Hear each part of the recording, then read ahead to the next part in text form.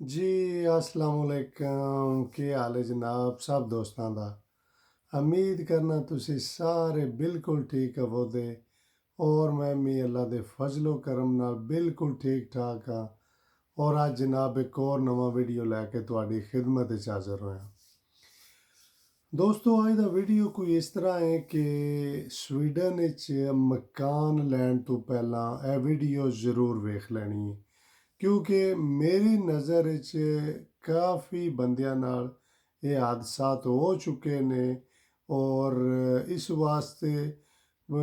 ਇੱਕ ਚੀਜ਼ ਦਾ ਨਹੀਂ ਪਤਾ ਹੁੰਦਾ ਕਮ ਅਸ ਕਮ ਬੰਦੇ ਨੂੰ ਪਤਾ ਲੱਗ ਜੇ ਨਾ ਮੈਂ ਕਹਿੰਦਾ ਉਹ ਬੜੀ ਅੱਛੀ ਗੱਲ ਹੁੰਦੀ ਹੈ ਔਰ ਮੇਰੇ ਖੁਦ ਨਾਲ ਵੀ ਇਹ ਵਾਕਿਆ ਹੋ ਚੁੱਕਿਆ ਹੈ ਕਿ ਇੱਥੇ ਮਕਾਨ ਦੇ ਨਾਲ ਇੱਕ ਪੜੋਸੀ ਅੱਛਾ ਹੋਣਾ ਤੁਹਾਡਾ ਗੁਆਂਢੀ ਜਿਹੜਾ ਹੈ ਅਗਰ ਉਹ ਅੱਛਾ ਹੈ ਤਾਂ ਤੁਹਾਨੂੰ ਸਕੂਨ ਹੈ ਅਗਰ ਉਹ ਅੱਛਾ ਨਹੀਂ ਤਾਂ ਯਕੀਨ ਕਰੋ ਤੁਹਾਡਾ ਦਿਨ ਭਰ ਕੰਮ ਕਰਕੇ ਆ ਕੇ ਤੁਸੀਂ ਸਮਝੋ ਜਲੀਲ ਹੋ ਜਾਓਗੇ ਖਾਸ ਕਰ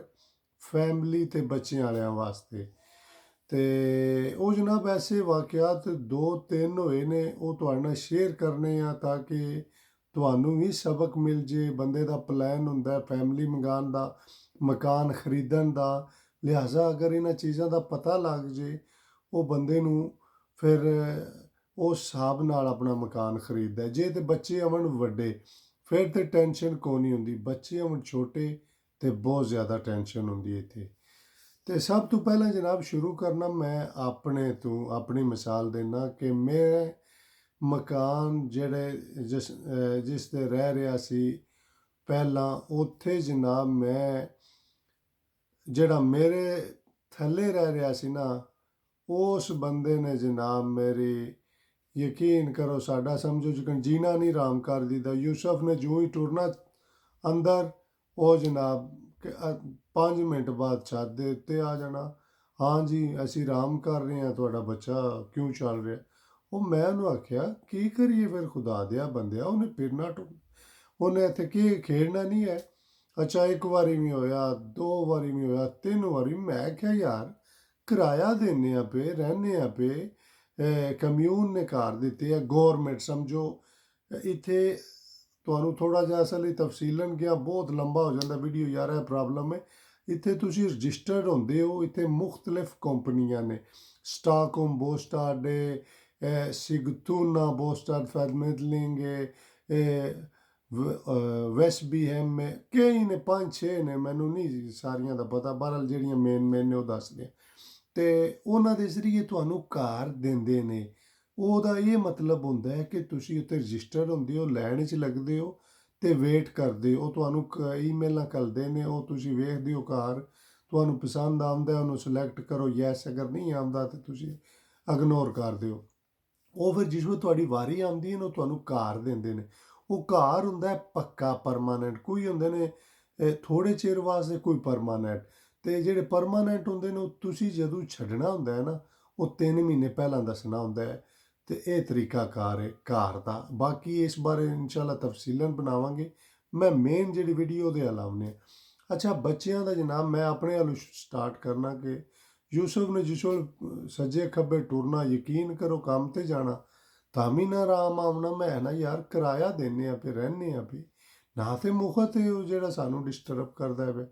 ਅੱਛਾ ਫਿਰ ਆ ਜਾ ਕੇ ਨਾ ਮੈਂ ਮਕਾਨ ਮਾਲਕ ਨਾਲ ਗੱਲ ਕੀਤੀ ਜਿਹੜੇ ਸਾਨੂੰ ਉਹ ਦਫ਼ਤਰ ਵਾਲਿਆਂ ਨੇ ਦਿੱਤੇ ਸੀ ਮੈਂ ਕਿਹਾ ਇਸ ਤਰ੍ਹਾਂ ਅਸੀਂ ਬੜੇ ਡਿਸਟਰਬ ਹਾਂ ਕਿਰਾਇਆ ਦਿੰਦੇ ਆ ਅਗਰ ਤੂੰ ਨਹੀਂ ਤਾਂ ਸਾਨੂੰ ਕਿਧਰੇ ਚੇਂਜ ਕਰ ਦੇ ਤੂੰ ਗਰਾਊਂਡ ਫਲੋਰ ਵਿੱਚ ਸਾਨੂੰ ਕਿਧਰੇ ਚਾਹ ਦੇ ਇਸ ਤਰ੍ਹਾਂ ਉਹਨਾਂ ਜਨਾਬ ਉਹਨਾਂ ਆਖਿਆ ਸਾਨੂੰ ਤੁਸੀਂ ਇੱਕ ਨਾ ਈਮੇਲ ਲਿਖੋ ਇਸ ਬਾਰੇ ਅਸੀਂ ਈਮੇਲ ਲਿਖੀ ਉਹ ਫਿਰ ਉਹਨਾਂ ਨੇ ਉਹਨੂੰ ਵੀ ਬੁਲਾਇਆ ਉਹਦੇ ਨਾਲ ਰਾਬਤਾ ਕੀਤਾ ਉਹਨਾਂ ਆਖਿਆ ਅੱਜ ਤੋਂ ਬਾਅਦ ਇਹ ਤੁਹਾਨੂੰ ਡਿਸਟਰਬ ਨਹੀਂ ਕਰਨ ਲੱਗਾ ਅਤੇ ਉਹ ਵਾਕਈ ਹਕੀਕਤ ਸੀ ਉਸ ਤੋਂ ਬਾਅਦ ਉਸ ਬੰਦੇ ਸਾਨੂੰ ਤੰਗ ਨਹੀਂ ਸੀ ਕੀਤਾ ਹਾਂ ਹੈਲੋ ਆਏ ਕਰਦਾ ਸੀ ਵਿੱਚੋਂ ਉਹਦੇ ਪਤਾ ਨਹੀਂ ਕੀ ਚੱਲਦਾ ਸੀ ਬਹਰਹਾਲ ਅਸੀਂ ਖੁਸ਼ ਨਹੀਂ ਸੀ ਸੱਚੀ ਦੱਸੀਏ ਨਾ ਇੱਕ ਬੰਦਾ ਕੰਮ 'ਤੇ ਜਾਏ ਅਤੇ ਟੈਨਸ਼ਨ ਹੋਵੇ ਜੀ ਉਹ ਮੇਰਾ ਛੋਟਾ ਬੱਚਾ ਹੁਣ 2 ਸਾਲ ਦਾ ਉਹਨੇ ਖੇਡਣਾ ਕੁੱਦਣਾ ਜੇ ਤਾਂ ਵੱਡਾ ਹੋਵੇ ਚਲੋ ਉਹਨੂੰ ਬੰਦਾ ਸਮਝਾਉਂਦਾ ਯਾਰ ਨਹੀਂ ਤੂੰ ਇਸ ਤਰ੍ਹਾਂ ਕਰ ਅਤੇ ਉਹ ਲਿਹਾਜ਼ਾ ਅਲਹਮਦੁਲਿਲਾ ਸਾਡੀ ਉਸ ਵੇਲੇ ਠੀਕ ਹੋ ਗਈ ਸੀ ਉਹ ਮਸਲਾ ਜਿਹੜਾ ਬਣਿਆ ਸੀ ਉਹ ਹੱਲ ਹੋ ਗਿਆ ਸੀ ਹੁਣ ਦੂਸਰੇ ਨੰਬਰ 'ਤੇ ਆਉਂਦੇ ਆ ਹੱਲ ਹੁੰਦੇ ਮੈਨੂੰ ਮਿਲੇ ਸੀ ਇੱਕ ਫੈਮਿਲੀ ਔਰ ਮੇਰਾ ਦੋਸਤ ਉਹ ਯੂਨਾਨ ਤੋਂ ਮੈਨੂੰ ਜਾਣਦੇ ਸੀ ਉਹ ਜਨਾਬ ਮਕਾਨ ਦੀ ਕਸ਼ਮਕਸ਼ ਵਿੱਚ ਵਿਚਾਰੇ ਬੱਚੇ ਵੀ ਸੀ, ਉਹਨਾਂ ਦੀ ਫੈਮਿਲੀ ਔਰ ਆਪ ਵੀ ਉਹ ਕਾਫੀ ਬੰਦੇ 4-5 ਬਣ ਜਾਂਦੇ ਸੀ। ਅਤੇ ਉਹ ਜਨਾਬ ਉਹਨਾਂ ਵਿਚਾਰਿਆਂ ਨਾਲ ਇਸ ਤਰ੍ਹਾਂ ਹੋਇਆ ਹੈ ਕਿ ਉਹ ਮੈਨੂੰ ਵੀ ਕਹਿੰਦੇ ਨੇ ਕਿ ਮਕਾਨ, ਮੈਂ ਕਿਹਾ ਯਾਰ ਮੇਰੇ ਵਾਸਤੇ ਤਾਂ ਨਹੀਂ, ਅਗਰ ਹੋਇਆ ਤਾਂ ਤੁਹਾਨੂੰ ਦੱਸਾਂਗਾ। ਉਹ ਫਿਰ ਅੱਲਾਹ ਨੂੰ ਉਹਨਾਂ ਦਾ ਸਬੱਬ ਕਿਧਰੇ ਬਣਿਆ ਹੈ। ਉਹ ਕਹਿੰਦੇ ਨੇ ਲੱਭ ਗਿਆ, ਉਹ ਉੱਥੇ ਹੀ ਹਲੁੰਦਾ ਸੈਂਟਰ ਮੇਂ ਮੁਲਾਕਾਤ ਹੋਈ। ਕਹਿੰਦੇ ਨੇ ਲੱਭ ਗਿਆ। ਅੱਛਾ, ਉਹਨਾਂ ਨੂੰ ਜੋ ਲੱਭਾ ਮੈਨੂੰ ਬੜੀ ਖੁਸ਼ੀ ਹੋਈ। ਮੈਂ ਕਿਹਾ ਯਾਰ ਚਲੋ ਮਕਾਨ ਲੱਭ ਗਿਆ। ਕਿਰਾਏ 'ਤੇ ਲੱਭਾ ਨੇ, ਗੌਰਮੈਂਟ ਵੱਲੋਂ ਨਹੀਂ ਲੱਭਾ। ਅਤੇ ਉਹ ਜਨਾਬ ਇੱਥੇ ਕੋਈ ਬੰਦੇ ਹੱਥ ਕਰਦੇ ਨੇ, ਬੜਾ ਗਲਤ ਕਰਦੇ ਨੇ। ਕਿ ਪਤਾ ਉਹਨਾਂ ਨੇ ਜਾਣਾ ਹੈ ਨਾ ਇੰਡੀਆ, ਪਾਕਿਸਤਾਨ ਜਾਂ ਸ੍ਰੀਲੰਕਾ ਜਾਂ ਬੰਗਲਾਦੇਸ਼, ਕਿਧਰੇ ਦਾ ਵੀ ਉਹਨਾਂ ਜਾਣਾ ਹੁੰਦਾ ਆਪਣੇ ਛੁੱਟੀਆਂ ਮਹੀਨਾ ਦੋ, ਅਤੇ ਉਹ ਇਹ ਆਖਦੇ ਨੇ ਤੁਸੀਂ ਆ ਜਾਓ, ਪੱਕਾ ਮਕਾਨ ਹੈ ਅਤੇ ਯੇ ਵੋ। ਔਰ ਜੋ ਹੀ ਵਾਪਸ ਆਉਣ ਦੇ ਦਿਨ ਹੁੰਦੇ ਨੇ ਅਤੇ ਉਹ ਜੀ ਮੈਨੂੰ ਐਮਰਜੈਂਸੀ ਬਣ ਗਈ, ਮੈਂ ਨਹੀਂ ਆਉਣਾ ਪੈ ਰਿਹਾ, ਮੈਨੂੰ ਫੈਮਿਲੀ ਨੂੰ ਲੈ ਕੇ। 2-3 ਵਾਕਿਆਤ ਹੋ ਚੁੱਕੇ ਨੇ ਔਰ ਬੜੇ ਗਲਤ ਵਾਕਿਆਤ ਨੇ, ਮੈਨੂੰ ਅੱਛਾ ਨਹੀਂ ਲੱਗਦਾ। ਔਰ ਇਹ ਮੈਂ ਦੱਸਦਾ ਇਸ ਵਾਸਤੇ ਨਾ ਰਿਹਾ, ਇਹ ਮੇਰੇ ਦੋਸਤ ਨਾਲ ਵਾਕਿਆ ਹੋਇਆ ਹੈ। ਜਿਹਨੂੰ ਮਕਾਨ ਲੱਭਾ, ਉਹ ਠੀਕ 1.5 ਮਹੀਨੇ ਬਾਅਦ ਉਹਨੂੰ ਆਖਿਆ ਜੀ ਖਾਲੀ ਕਰ, ਮੈਂ ਫੈਮਿਲੀ ਨਾਲ ਐਮਰਜੈਂਸੀ ਆਉਣਾ ਪਿਆ ਮੈਨੂੰ ਪਿੱਛੇ। ਉਹ ਵਿਚਾਰੇ ਨੇ ਅੱਧੇ ਬੱਚੇ ਇੱਕ ਮਕਾਨ 'ਤੇ ਛੱਡੇ ਨੇ, ਅੱਧੇ ਇੱਕ 'ਤੇ। ਇਤਨਾ ਉਹ ਜ਼ਲੀਲ ਹੋਇਆ ਮਹੀਨਾ ਡੇਢ, ਔਰ ਦੁਬਾਰਾ ਫਿਰ ਉਹਨੇ ਪਤਾ ਨਹੀਂ ਕਿੱਥੋਂ ਬੜਾ ਮਹਿੰਗਾ ਮਕਾਨ ਲੈ ਕੇ ਫਿਰ ਸ਼ਿਫਟ ਹੋਇਆ ਉਹਦੇ ਵਿੱਚ। ਅਤੇ ਉਹ ਸਿਰਫ ਔਰ ਸਿਰਫ ਦੱਸਣ ਦਾ ਮਤਲਬ ਹੈ ਇਹ, ਅਗਰ ਤੁਹਾਡੇ ਬੱਚੇ ਛੋਟੇ ਨੇ ਨਾ, ਕੋਸ਼ਿਸ਼ ਕਰੋ ਗਰਾਊਂਡ ਫਲੋਰ ਹੋਵੇ, ਜਿਹੜਾ ਤੁਸੀਂ ਸਿੱਧੇ ਆਪਣੇ ਘਰ ਟੁਰ ਜਾਓ, ਤੁਹਾਡੇ ਥੱਲੇ ਨਾ ਕੋਈ ਰਹਿੰਦਾ ਹੋਵੇ। ਚਾਹੇ ਕੁੱਦਣ ਨੱਚਣ, ਜੇ ਕੋਈ ਦਿਲ ਕਰਨ ਬੱਚੇ, ਡਿਸਟਰਬ ਨਹੀਂ ਹੁੰਦਾ। ਔਰ ਕਿਉਂਕਿ ਅਗਰ ਤੁਸੀਂ ਖੁਦ ਸੋਚੋ, ਅਗਰ ਤੁਹਾਨੂੰ ਆ ਕੇ ਰੋਜ਼ ਦੂਸਰੇ ਦਿਨ ਇੱਕ ਬੰਦਾ ਤੁਹਾਡਾ ਦਰਵਾਜ਼ਾ ਖੜਕਾਉਂਦਾ ਪਿਆ ਕਿ ਹਾਂਜੀ ਕੀ ਹੈ, ਅਸੀਂ ਸੁੱਤੇ ਹਾਂ, ਅਸੀਂ ਇੰਝ ਹੀ ਆਰਾਮ ਕਰ ਰਹੇ ਹਾਂ, ਤੁਹਾਡਾ ਬੱਚਾ ਕਿਉਂ ਕੁੱਦਦਾ, ਅਤੇ ਕੀ ਤੁਸੀਂ ਖੁਸ਼ ਹੋ ਉਹਦੇ ਕੰਮ 'ਤੇ ਜਾ ਕੇ ਵੀ ਜਾਂ ਨਹੀਂ ਹੋਣ ਲੱਗੇ, ਮੈਨੂੰ ਪਤਾ ਹੈ। ਔਰ ਤੀਸਰਾ ਵਾਕਿਆ ਹੈ ਕਿ ਸੁਦਰ ਤੇਲੀਏ ਦਾ ਮੇਰਾ ਦੋਸਤ ਬਹੁਤ ਕਰੀਬੀ ਉਹਦੀ ਫੈਮਿਲੀ ਬੱਚੇ ਇੱਥੇ, ਉਸ ਨੂੰ ਵੀ ਗੌਰਮੈਂਟ ਦੀ ਤਰਫੋਂ ਮਕਾਨ ਮਿਲਿਆ, ਬੜਾ ਖੁਸ਼ ਸੀ ਕਿ ਯਾਰ ਮੈਂ ਚਲੋ। ਵੇਖੋ ਕੁਦਰਤ ਰੱਬ ਦੀ ਕੈਸੇ ਕੈਸੇ ਵਾਕਿਆਤ, ਕਿਉਂਕਿ ਇੱਥੇ ਦੇ ਲੋਕ ਜਿਹੜੇ ਨੇ ਬੜੇ ਸਕੂਨ ਪਸੰਦ ਨੇ। ਔਰ ਜਿਵੇਂ ਖਾਸ ਕਰ ਜਿਹੜੇ ਵਡੇਰੇ ਨੇ ਉਹ ਬੜਾ ਰਿਲੈਕਸ ਸਕੂਨ, ਉਹ ਕੋਈ ਮਾੜਾ ਜਿਹਾ TV ਲਾ ਲਿਆ ਅਤੇ ਉਹ ਆਪਣੀ ਜ਼ਿੰਦਗੀ ਨੂੰ ਇੰਜੋਏ ਕਰਦੇ ਨੇ। ਅਤੇ ਉਹ ਜਨਾਬ ਹੋਇਆ ਇਸ ਤਰ੍ਹਾਂ ਕਿ ਉਹਨੇ ਮੈਨੂੰ ਕਾਲ ਕੀਤੀ, ਕਹਿੰਦਾ ਯਾਰ ਮੈਂ ਬੜਾ ਡਿਸਟਰਬ ਹਾਂ। ਮੈਂ ਕਿਹਾ ਯਾਰ ਤੁਹਾਡੇ ਵੀ ਥੱਲੇ ਇੰਜੇ ਦਾ ਹਿਸਾਬ ਹੈ? ਕਹਿੰਦਾ ਮੇਰੇ ਥੱਲੇ ਨਹੀਂ ਹੈ, ਮੇਰੇ ਉੱਪਰ ਜਿਹੜੇ ਰਹਿੰਦੇ ਨੇ ਉਹ ਮੈਨੂੰ ਤੰਗ ਕਰ ਰਹੇ ਨੇ। ਕਹਿੰਦੇ ਨੇ ਕਿ ਉਹ ਜੀ ਤੇਰੇ ਬੱਚੇ ਸ਼ੋਰ ਕਰਦੇ ਨੇ ਅਤੇ ਆਵਾਜ਼ ਉੱਪਰ ਜਾਂਦਾ। ਕਹਿੰਦਾ ਯਾਰ ਮੈਂ ਉਹਨਾਂ ਨੂੰ 2-3 ਦਫਾ ਆਖਿਆ, ਹੁਣ ਮੈਂ ਕੀ ਕਰਾਂ? ਮੈਂ ਕਿ ਉਹ ਕਿਹਨੂੰ ਆਖਾਂ ਜਾ ਕੇ? ਉਹ ਫਿਰ ਉਹ ਖੁਦ ਸਹੀ ਗੱਲ ਹੈ, ਤੰਗ ਆਇਆ ਹੈ, ਉਹ ਕਹਿ ਰਿਹਾ ਕਿ ਮੈਂ ਮਕਾਨ ਚੇਂਜ ਕਰਨਾ। ਅਤੇ ਮੈਂ ਯਾਰ ਖੁਸ਼ ਨਹੀਂ ਹੈ, ਕੋਈ ਵੀ ਬੰਦਾ ਖੁਸ਼ ਨਹੀਂ ਹੁੰਦਾ। ਉਹ ਜਿਹੜਾ ਤਾਂ ਇਕੱਲਾ ਰਹਿੰਦਾ ਮੈਂ ਮੁੰਡਿਆਂ ਨਾਲ ਉਹਨਾਂ ਨੇ ਕੀ ਸ਼ੋਰ ਕਰਨਾ, ਜਿਵੇਂ ਫੈਮਿਲੀ ਬੱਚੇ ਹੁੰਦੇ ਨੇ, ਇਹ ਉਹਨਾਂ ਦੀ ਵਜ੍ਹਾ ਤੋਂ। ਹੁਣ ਬੱਚਾ ਛੋਟਾ ਹੈ, ਉਹਨੂੰ ਕੀ ਤੁਸੀਂ ਆ ਸਕਦੇ, ਉਹਨੇ ਖੇਡਣਾ ਹੈ, ਕੁੱਦਣਾ ਹੈ, ਔਰ ਇੱਥੇ ਬਰਫਾਂ 'ਚ ਕਿੱਥੇ ਜਾਣਾ ਸੋ ਬਾਹਰ। ਅਤੇ ਉਹ ਜਨਾਬ ਇਹ 2-3 ਤੁਹਾਨੂੰ ਚੀਜ਼ਾਂ ਦੱਸੀਆਂ ਨੇ। ਅਗਰ ਤੁਹਾਡਾ ਫੈਮਿਲੀ ਦਾ ਪਲਾਨ ਬਣਦਾ ਹੈ ਜਾਂ ਕੋਈ, ਇਹ ਆਪਣੇ ਜ਼ਿਹਨ 'ਚ ਰੱਖੋ। ਔਰ ਦੂਸਰੇ ਨੰਬਰ 'ਤੇ ਤੁਸੀਂ ਜਿਸ ਵੇਲੇ ਮਕਾਨ ਖਰੀਦਦੇ ਹੋ, ਆਪਣਾ ਉਹਨਾਂ ਕੋਲ ਕੰਟਰੈਕਟ ਲਵੋ, ਮੈਨੂੰ ਸਾਲ ਦਾ ਉਹ ਬਗੈਰ ਉਹਦੇ ਤੋਂ ਬਿਲਕੁਲ ਨਾ ਲਵੋ। ਕਿਰਾਏ ਵਾਲੇ ਬੰਦੇ ਵਾਸਤੇ ਕਹਿ ਰਿਹਾ, ਕਿਉਂਕਿ ਅਗਰ ਤੁਹਾਨੂੰ ਫੈਮਿਲੀ ਬੱਚੇ ਪਾਕਿਸਤਾਨ ਤੋਂ ਮੰਗਵਾਉਂਦੇ ਹੋ ਜਾਂ ਯੂਰਪ ਵਿੱਚੋਂ ਆਉਂਦੇ ਹੋ, ਅਤੇ ਉਹ ਇੱਕਦਮ ਤੁਹਾਨੂੰ ਕੋਈ ਬੰਦਾ ਆਖਦਾ ਕਿ ਉਹ ਜੀ ਮਹੀਨੇ ਬਾਅਦ ਖਾਲੀ ਕਰੋ, ਸਭ ਤੋਂ ਵੱਡੀ ਪ੍ਰੋਬਲਮ ਇੱਥੇ ਇਹੀ ਹੈ। ਔਰ ਦੂਸਰਾ, ਕੋਈ ਦੋਸਤਾਂ ਨੇ ਅਪਲਾਈ ਕੀਤੇ ਸੀ ਇੱਧਰ ਸਿਗਤੂਨਾ ਸਾਈਡ 'ਤੇ, ਉਹ ਮੈਨੂੰ ਪਤਾ ਲੱਗਿਆ ਕਿ ਉਹ ਨਾਇਲਮੀ ਦੀ ਵਜ੍ਹਾ ਤੋਂ ਉਹਨਾਂ ਨੂੰ ਨਹੀਂ ਸੀ ਪਤਾ, ਕਿਉਂਕਿ ਉਹਨਾਂ ਨੇ ਮੈਨੂੰ ਕਿਹਾ ਕਿ ਯਾਰ ਉੱਥੇ ਤਾਂ ਗਰਮ ਪਾਣੀ ਦੇ ਵੀ ਪੈਸੇ ਦੇਣੇ ਪੈਂਦੇ ਨੇ, ਔਰ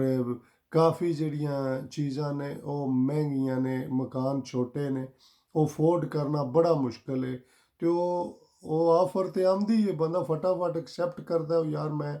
ਲਵਾਂ ਇਹਨੂੰ, ਮਕਾਨ ਨਾ ਜਾਂਦਾ ਰਹੇ ਮੇਰੇ ਹੱਥੋਂ। ਅਤੇ ਉਹ ਮੈਂ ਬਹਰਹਾਲ ਉਹਦੇ ਵਿੱਚ ਜਨਾਬ ਬਿੱਲ ਵੀ ਉਹਨਾਂ ਨੇ ਆਖਿਆ ਜੀ ਪਾਣੀ ਦਾ, ਗਰਮ ਪਾਣੀ ਦਾ, ਕਿਉਂਕਿ ਆਮ ਨਾਰਮਲ ਜਿਹੜੇ ਮਕਾਨ ਨੇ ਨਾ ਪੁਰਾਣੇ ਥੋੜ੍ਹੇ, ਉਹਨਾਂ 'ਚ ਗਰਮ ਪਾਣੀ ਅਤੇ ਇਹ ਦੂਸਰੀਆਂ ਤੀਸਰੀਆਂ ਹੀਟਿੰਗ ਸਿਸਟਮ ਉਹ ਵਿੱਚ ਹੀ ਹੁੰਦਾ ਹੈ,